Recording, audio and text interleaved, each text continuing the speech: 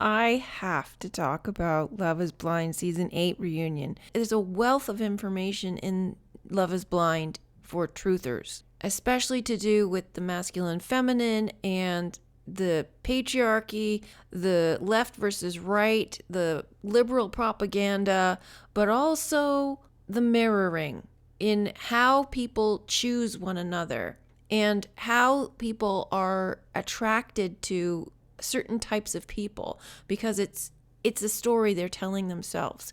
And I still want to talk about that. But first, I want to talk about this issue of the liberal brainwashing and the toxicity of the masculine. When I'm looking at shows like Love is Blind, it's not just about the drama. This helps you to take a deeper look at the patterns that are at play, especially between the left versus right, masculine versus feminine, and the toxicity of patriarchal conditioning in relationships. By decoding these patterns, you can recognize how they influence your own life so you can break free from limiting beliefs, step into healthier, more conscious relationships. It's not just about decoding, but it's also about seeing beyond the lies and deception. These people lie through their teeth, and this is orchestrated propaganda. Love is Blind is leftist propaganda, and they are programming you. So if you're not aware of this, then you will fall for it. But it's also beneficial if you know how to watch it properly with a keen, discerning eye to see the truth of what is going on here. And that's what I'll show you. I'm speechless. Oh, I say I'm speechless, but I'm not. I have lots to say. But I cannot believe this cast. They were the most boring cast throughout the entire series. And then they leave all of the drama to the reunion. All of the drama apparently happened off camera. But most of the drama is coming from this liberal-minded crap. But what's worse than that is the male toxicity that they didn't even touch upon. And it's like the liberal stuff is overshadowing the masculine toxicity. I'll just get into it. So the first couple that they talk to, well, the first couple that's relevant to my discussion is Virginia and Devin.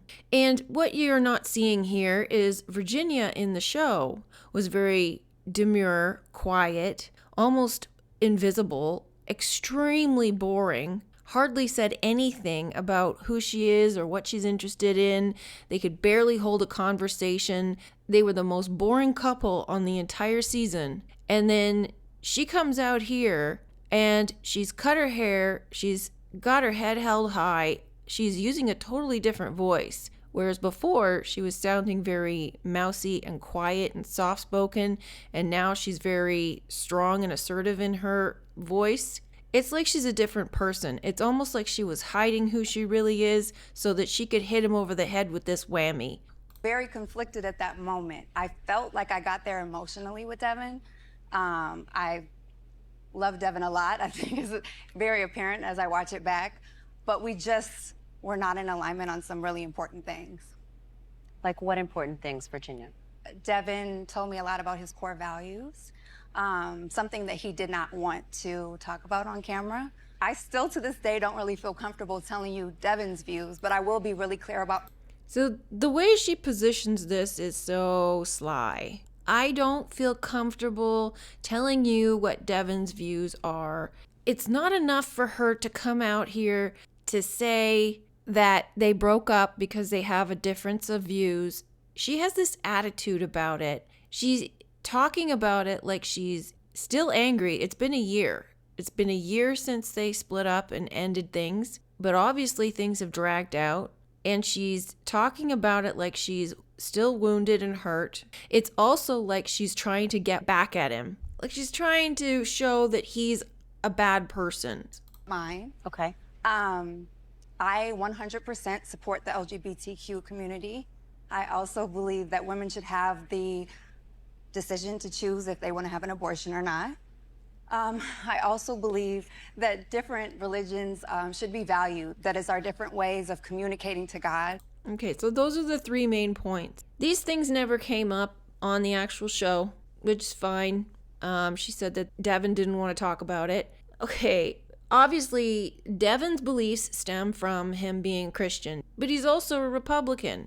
And he said to her, "Did you vote with your faith in mind?" And she got offended by that. So she's allowed to have a pious position and condescending anger about her liberal views, but he's not allowed to have the same, even though he doesn't. You know, he asks the question, "Did you vote with your faith in mind?" when you're voting to support these causes. And she says yes, but she got offended by it. But those causes are not in alignment with traditional Christian values. So in a sense, she didn't. Now, this is where I find it extremely frustrating, because they're saying that these are values that they fundamentally disagree on. And, you know, like, the liberal mind is all about, supposed to be all about inclusion, but she's all about separation. She can't even overcome a difference of opinion with her fiance disagreeing with her on these three issues. And, you know, I don't understand why these women carried on like they did throughout the end of the show. If these were the hills they wanted to die on, why didn't they bring it up at the beginning? Because as somebody who has a very strong position on how I view the world, I don't want to be partnered with anybody who has a different position on how he views the world. So if I were to be in the dating pool, that would be the first thing I would want to know. Do you believe in these things? If so, bye-bye. You know? For me, I can look past certain things, and I think a big thing with me as a Christian is to love everyone, and regardless of like how I feel about something, I think that you can be together and have a relationship and not completely agree on everything. So there's truth to this, but when you fundamentally disagree on your political positions and on your religious positions, these are beliefs, they're not values. And these beliefs can change. So they keep calling them values, but they're not values. And him saying that he loves everyone and can't we just get along, that's kind of naive. Really, the issue is not anything to do with these views or beliefs. The real issue between these two people, and they're not willing to say it, is money. Virginia is more financially well off and more ambitious than Devin.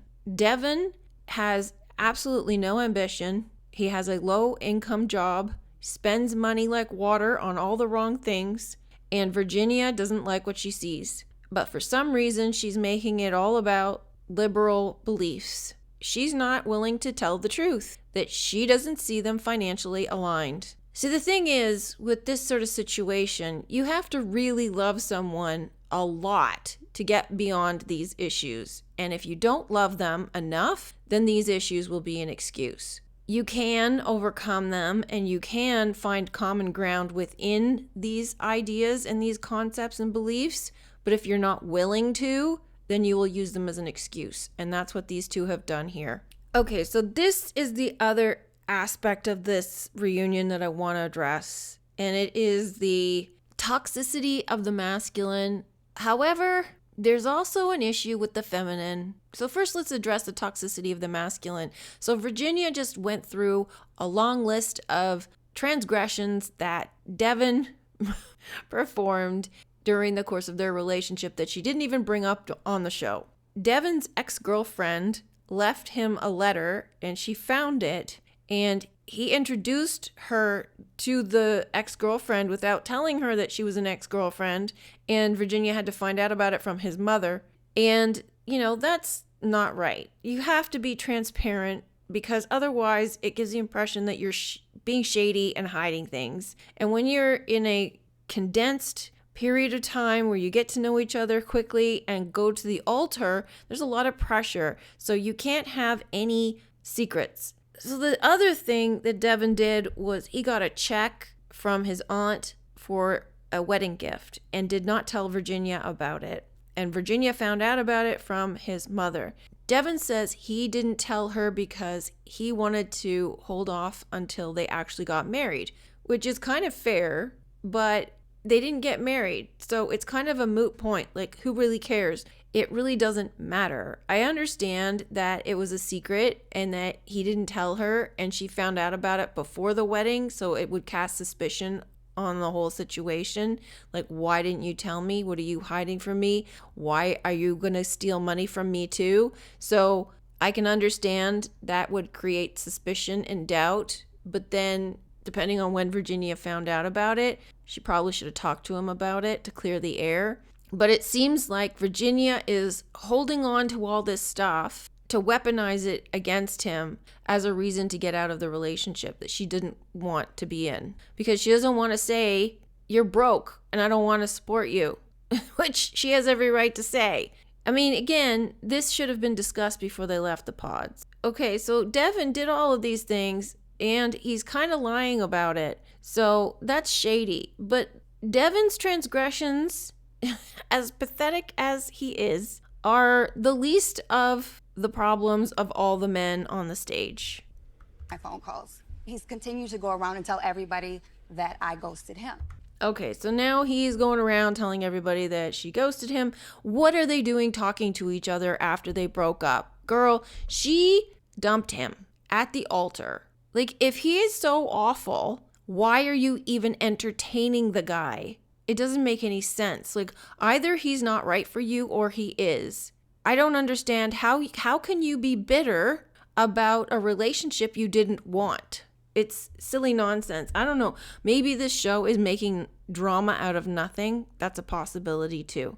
She says that I told everybody I ghosted her, and that's just not the case. Well, he told me that, so. I never said she did. ghosted me. You definitely told me that. No, You so told look, both of us that at a bar. Yeah. So I absolutely didn't say she that. never and reached out to you. All three of us the- are wrong. These two came up to me very drunk.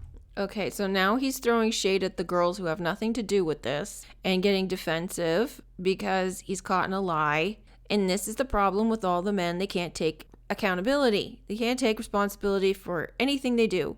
I've said it before and I'll say it again. Love is Blind is liberal propaganda. These liberal women pretending to be interested in MAGA men and the MAGA men pretending to be ashamed of their beliefs in a fake drawn-out drama is fake as can be. These couples in real life would not continue to date someone with such diametrically opposed beliefs, especially in such a highly charged political climate that we have now. Granted, this was filmed before Trump was officially elected, but it was during the height of the election. And these liberal women certainly would not continue to chase these awful, horrible MAGA men after they dumped them at the altar. It's contrived. It's propaganda. But what kind of men are these dudes who are shy and embarrassed about their MAGA Christian views that they refuse to talk about it on camera? And why would they have no backbone when it comes to defending their views? Or when a woman who claims to love him dumps him for not having the same perspective, and then he proceeds to go out with her again? Do these people not have any self-respect? I guess not. One such possibility is that MAGA men do not care about liberal women's opinions, so to them it really doesn't matter. It doesn't matter what they think, it doesn't matter what they do, it doesn't matter because all they see is a woman robot slave and they don't care about anything that a woman wants. That's at least what the feminists think. So what do you think? Love is Blind is absolute propaganda to push the narrative that liberal women cannot be with MAGA men and vice versa, but also that MAGA is bad and liberal is good. Marriage is falling apart and dating sucks, but it's necessary because the system has to be disrupted. I have several more videos on this. I will be releasing them shortly. Stay tuned.